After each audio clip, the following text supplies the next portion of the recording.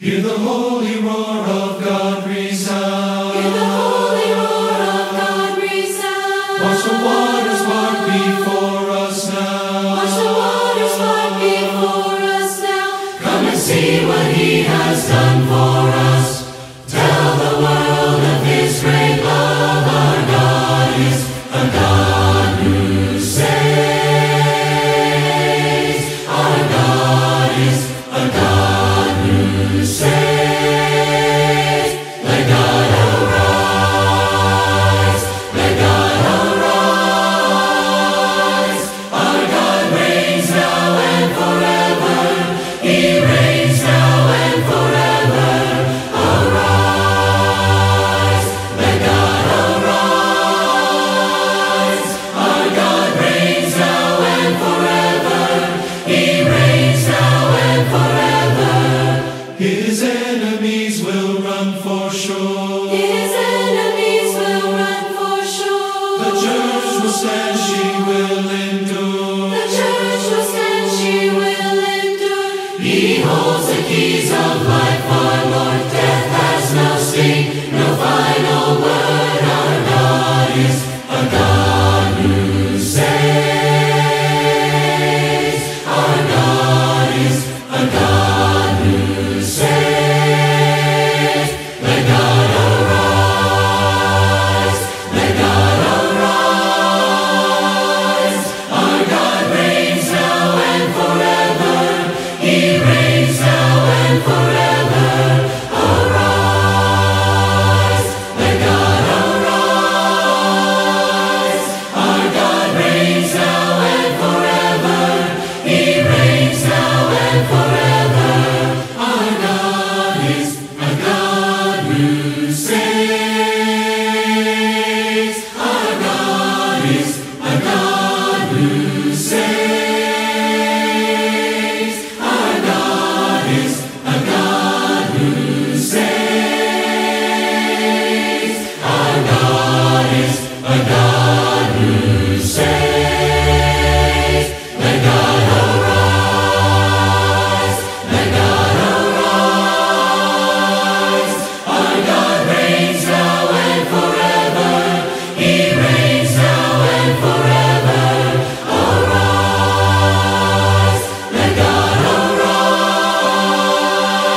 Our God reigns now and forever. He reigns now and forever. Let God arise.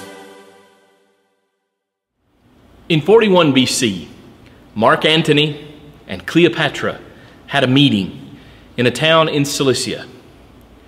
They were meeting to discuss the future of both of their nations, maybe thinking in terms of how to combine the military might of Rome with the financial resources and the great wealth of Egypt.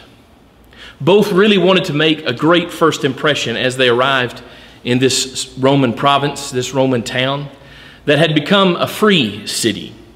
Free city meaning that the residents who lived there as citizens of Rome had to pay no taxes.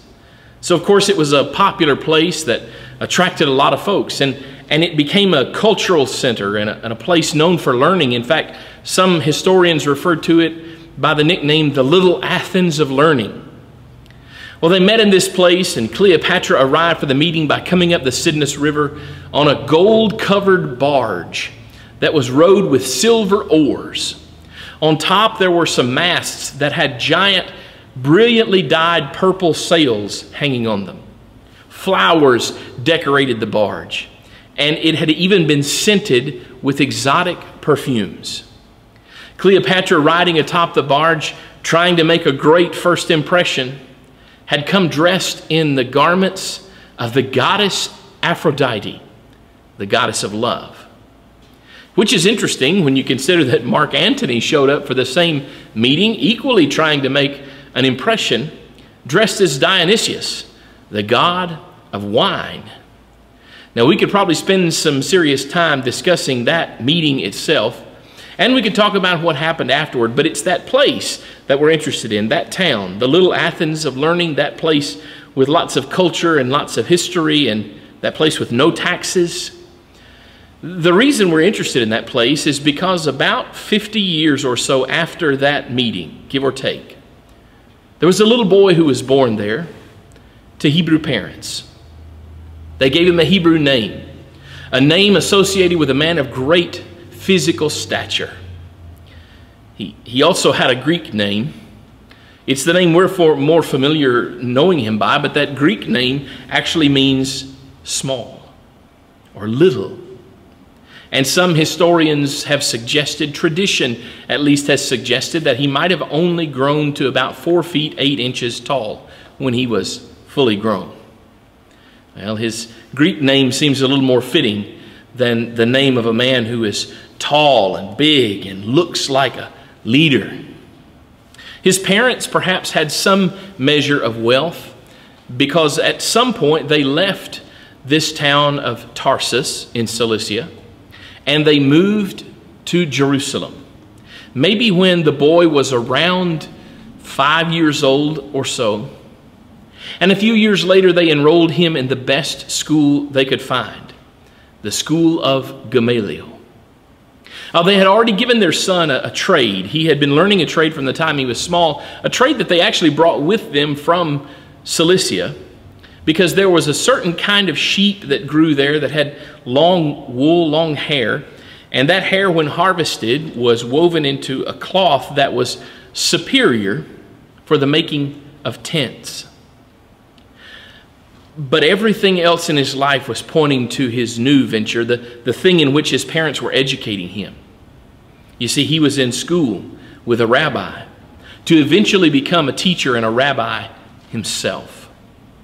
And in a sense, that education was not wasted. In fact, it would serve him very valuably. But maybe what would be more valuable than his education would be the fact that he was born a Roman citizen.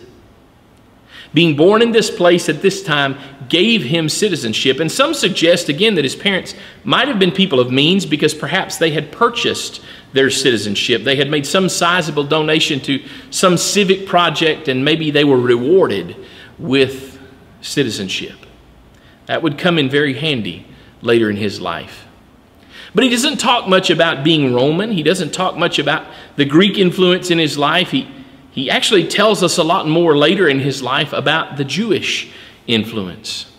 That everything from the time he was born and then grew and matured, everything was oriented around faithful observance of Judaism. He was circumcised when he was just 8 days old.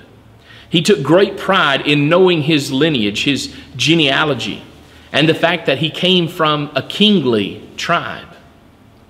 He would later describe himself as he grew and was educated and began living and practicing his faith as a Hebrew of Hebrews.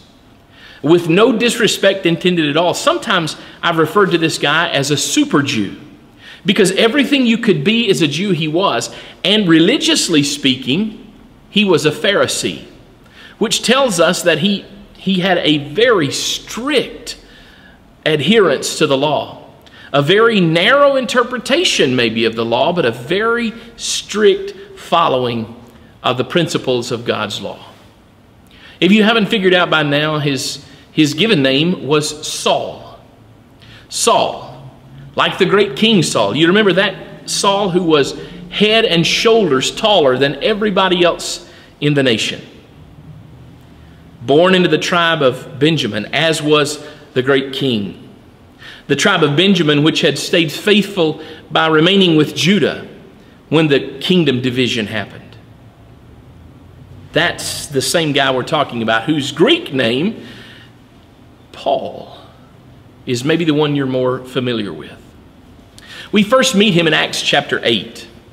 In Acts chapter 8, he shows up on the scene and he arrives at the stoning death of Stephen. It is hard to know, though it doesn't stop our imagination from trying to decide exactly what part he plays in that execution. He's there, and the Bible says that he's holding the coats or watching the outer garments of the people who are actually physically throwing the rocks and doing the stoning. And it's hard to know exactly what his official role was or if he was just there as an observer. But the Bible tells us this: he was in hearty agreement with killing Stephen. You see, his religious life and his religious practice had been so deeply rooted in him that anything that threatened that needed to be dealt with. He didn't believe that Jesus was the Messiah. He didn't believe that the followers of Jesus were true followers of God. He believed that this was a false movement. His teacher had encountered this movement already in Acts chapter 5. You remember that Peter and John had been arrested and they were before the Sanhedrin. And Saul's teacher, Rabbi Gamaliel, is a part of the council and is there. You may remember that it is Gamaliel who suggests that if this Jesus movement is from God, there'll be no stopping it. But if, as he and others have suspected, it is just the next in a line of fake messiahs, that it'll run its course and it'll go away, and there isn't any need to kill Peter or John. Little did he know the impact that would have on the kingdom. And little could he have ever known how his student, his pupil, his talmid, a young guy named Saul, would become intertwined in this Jesus story.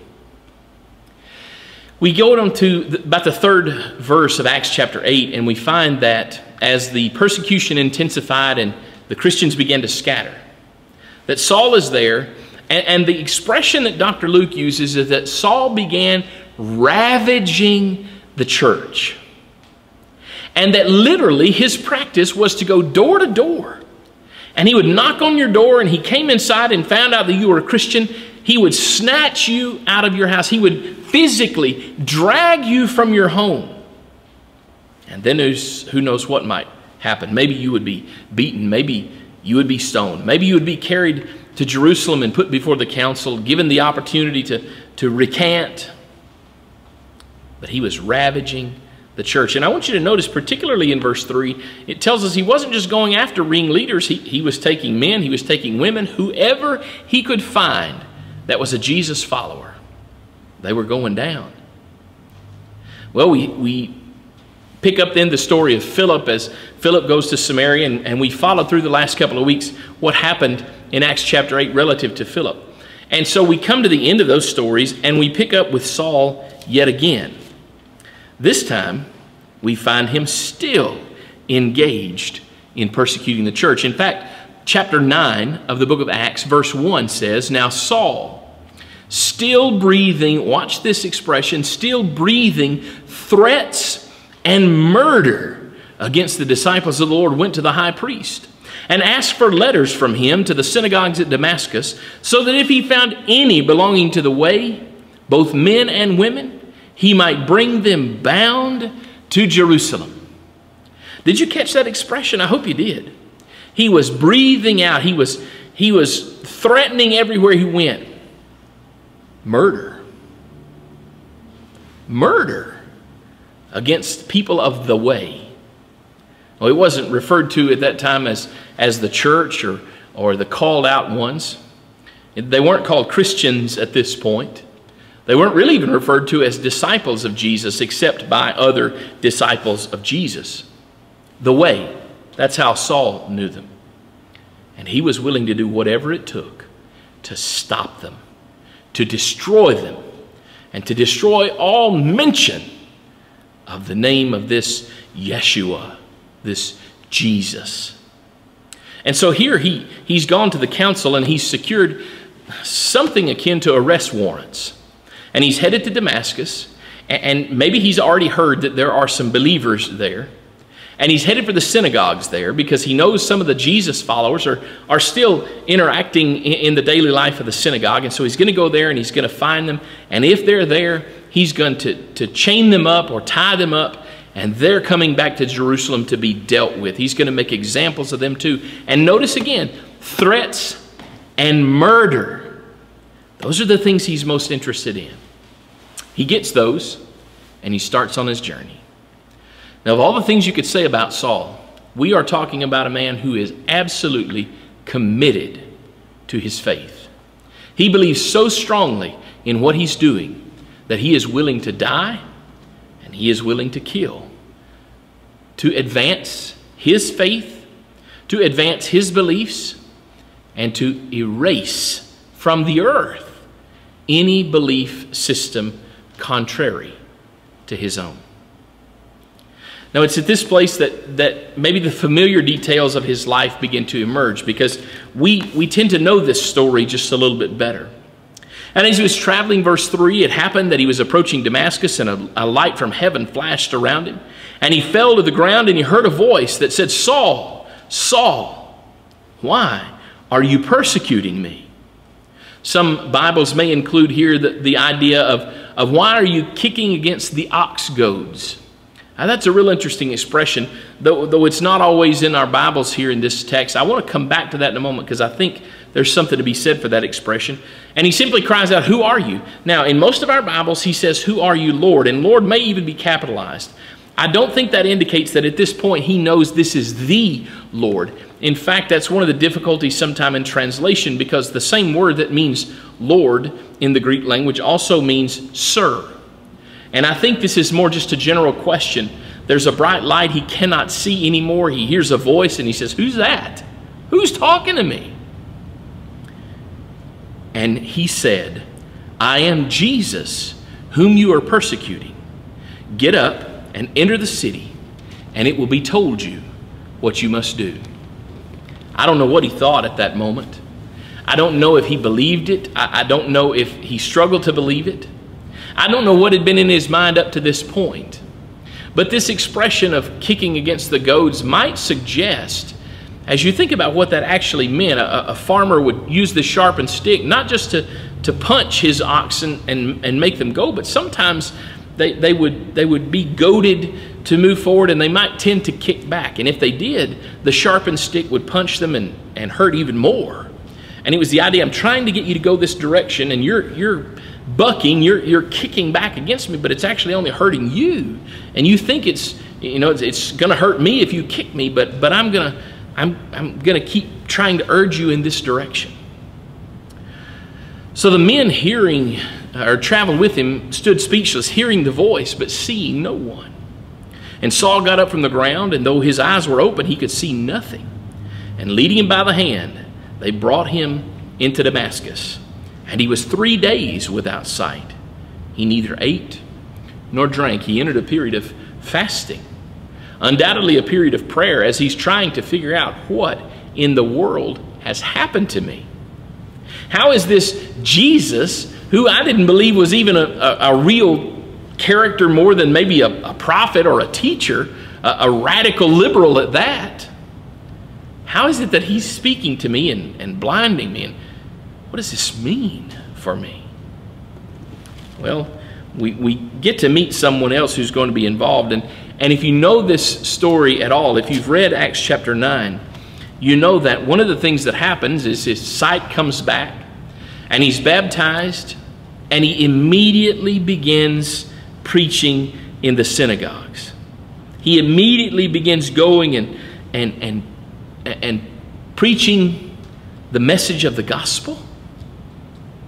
How does that happen? How does someone go from violent persecution, murder of Jesus' followers, how does that person become himself a Jesus follower? And not just a marginal Jesus follower, but a preaching, teaching Jesus follower. Now, it may take us a couple of weeks to get through Acts chapter 9, because there's several things I want us to see. But if you'll hang with us for just a moment, we'll have a song and we'll come back. And when we do, I want to focus in on one particular thing that happens here. And then I want us to try together to find ourselves in the story.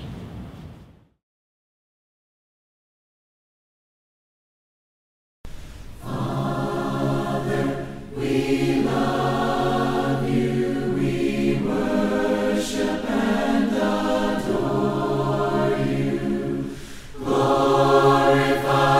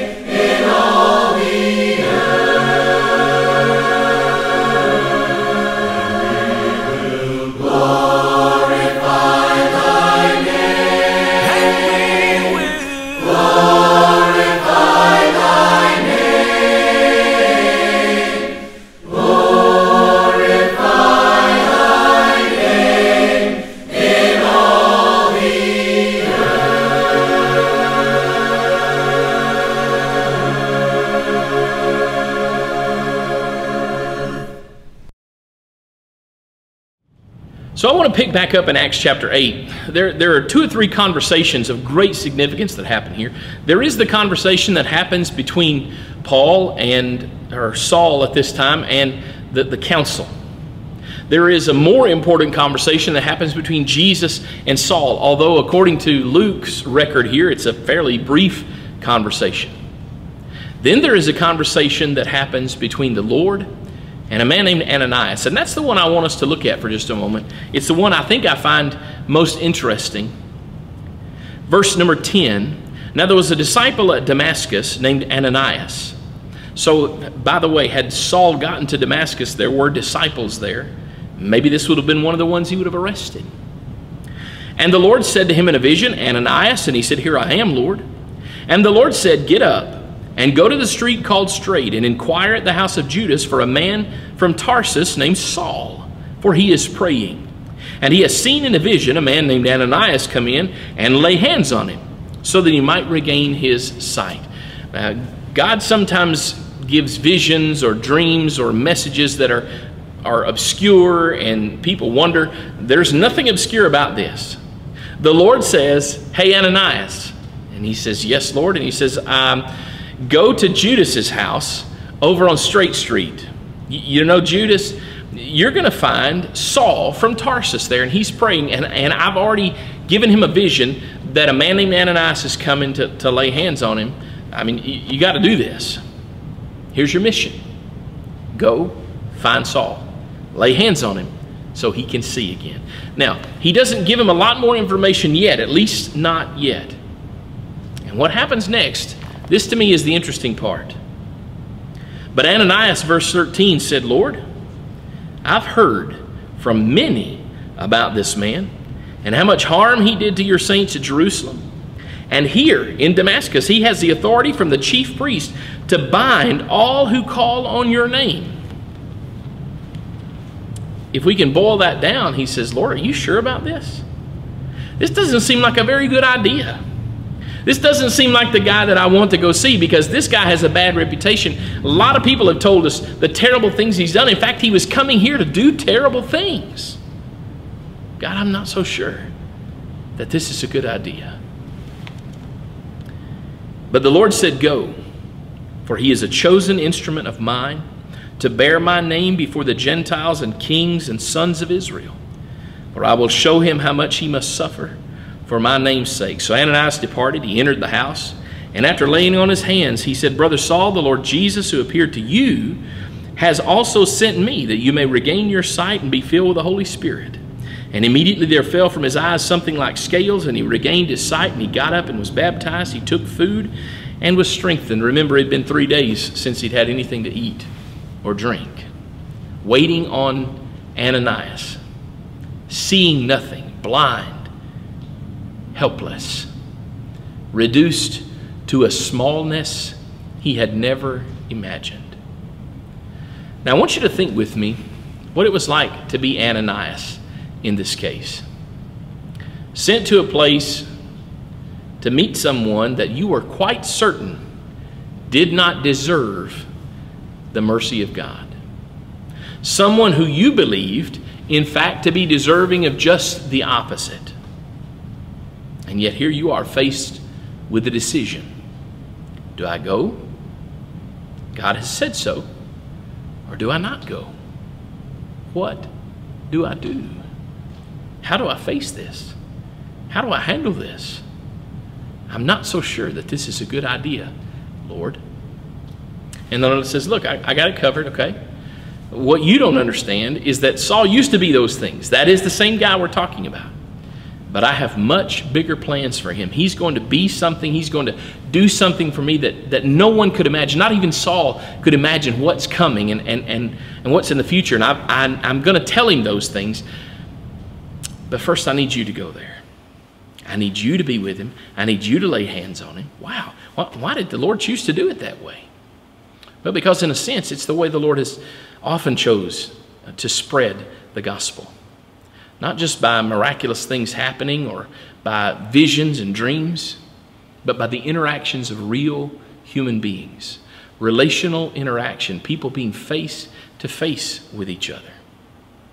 even when the one taking the gospel doesn't believe that the one receiving it really ought to be receiving it. Now, this had to be an awkward moment for everybody, right? It had to be awkward for Saul, because Saul had come there intending to kill the followers of Jesus. And Jesus has said, hang on a minute. I got something that's about to happen to you. And then Ananias comes, just as Saul had seen. And Ananias said, listen, I'm here because the Lord sent me. And there's some other stuff he's going to tell you too, but I'm here so you can see. And so I'm going to lay hands on you, and you're going to be able to see again. And he does. And then he's baptized. And then he eats. And then he preaches. Now, there's so much about Saul that I want to investigate. There's more about Ananias I wish we knew, but we just don't know. There's more about Saul even that I wish we knew that we just don't know. One of the things that we do know is that he was born with some privileges. In fact, he was privileged in a way that Jesus was not. Jesus did not enjoy Roman citizenship. And when times got tough, now Paul endured some awful things, but when it came right down to it, he had the privilege of saying, stop, I am a citizen, you can't treat me this way. Matter of fact, I want to talk to Caesar. And he did. Now eventually, Caesar will remove his head. Nero, we believe, is the one who did that. But as you think about all the things that hinged on this moment, all the things that changed in this moment, all the writings of the New Testament, all the places that Saul would eventually go, traveling some 12,000 miles on his missionary journeys, visiting 50 different towns and cities, perhaps planting as many as 120 churches along the way. It all could have stopped right here. One, it could have stopped if he had not followed the Lord's instructions, but it could also have been stopped if a faithful brother named Ananias had said, I'm sorry, Lord, I'm not going. I'm not going because I don't believe that guy ought to have the gospel. I believe he's an enemy, and I'm going to treat him like an enemy. Without remembering that Jesus himself had said, love your enemies and do good to them. Those that despitefully use you. He had forgotten that this was even the approach Jesus took to those who ultimately put him to death. He had maybe forgotten that the story of Stephen, or maybe he was so well acquainted with the story of Stephen that he didn't want to put himself in that position. It wasn't that he didn't believe in Jesus. It wasn't that he didn't believe in the gospel and the power of the gospel, but all this seemed too much. It was a dangerous situation. He was a dangerous man. Everybody knew the reputation this guy had. And look what God did despite all of that. And what might God do today if those of us who have put up barriers in front of other people, believing that they are undeserving of the gospel, what might God do if instead of putting up barriers, we became committed to tearing them down? And we saw everyone as a divine image bearer who needs the gospel. If we saw everyone as someone deserving the message of Jesus, how might that change so many scenarios around us? It changed the course of the history of the world in this instance. And maybe, just maybe, God might be ready to do something just as amazing with you or with me. So when he says stop, or when he says go, are we willing to do that? Are we willing to follow? When he points us to someone, when he puts someone in our path, what are we going to do? When he shines a bright light around us and we cannot see our way unless others lead us, are we willing to be led? Are we willing to approach a difficult situation we don't understand with fasting and prayer and wait on God to come through? Yeah, there's a lot packed in here in Acts chapter 9, and we've only scratched the surface today. But I'm thankful. I'm thankful for Saul.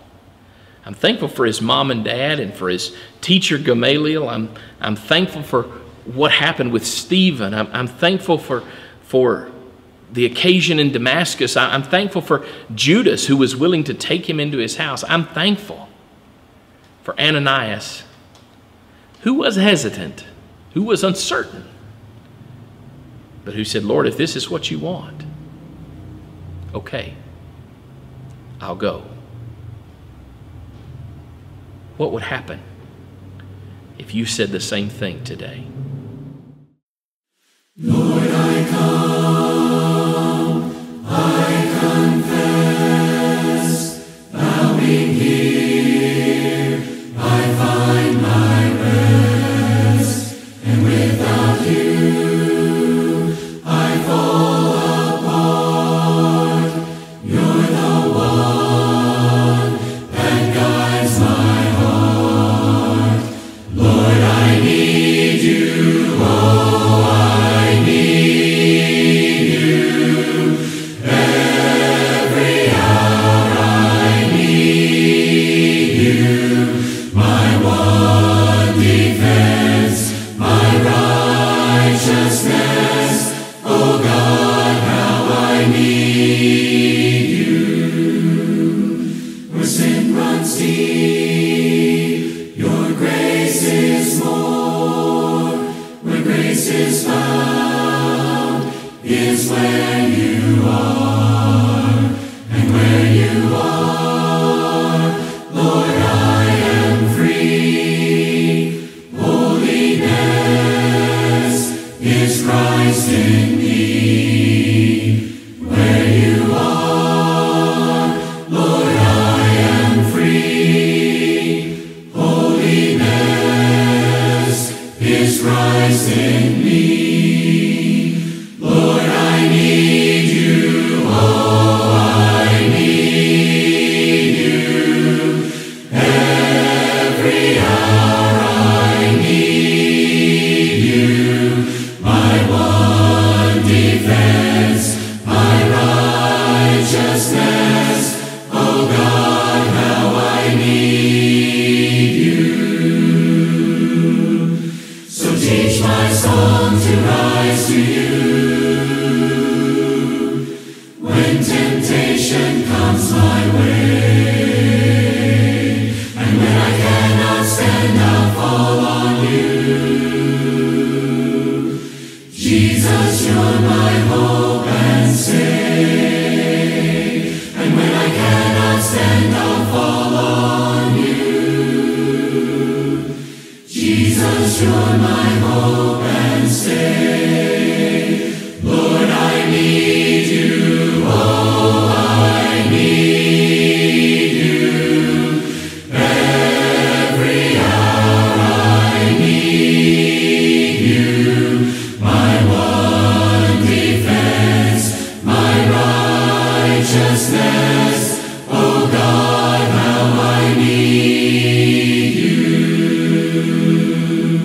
My one defense,